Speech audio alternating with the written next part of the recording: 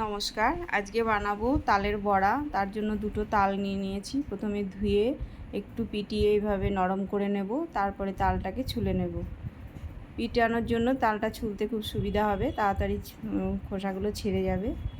তারপরে একটা গ্রেটার নিয়ে এভাবে গ্রেট করে তালের রসগুলো বার করে নেব।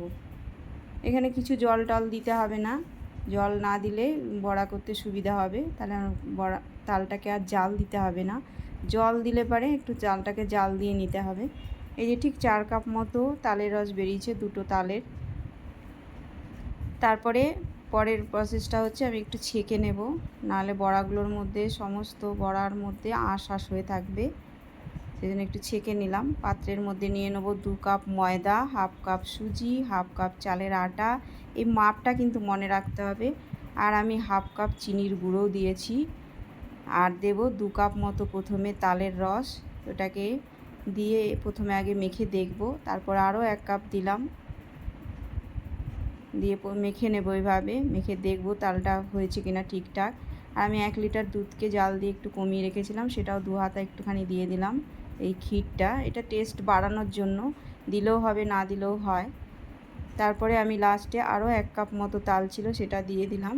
দিয়ে ব্যাটারটা ঠিক এরকম হবে, শক্ত হবে না ব্যাটারটা, আর ব্যাটারটা ফেটানো যাবে না, এভাবে দেখতে হবে।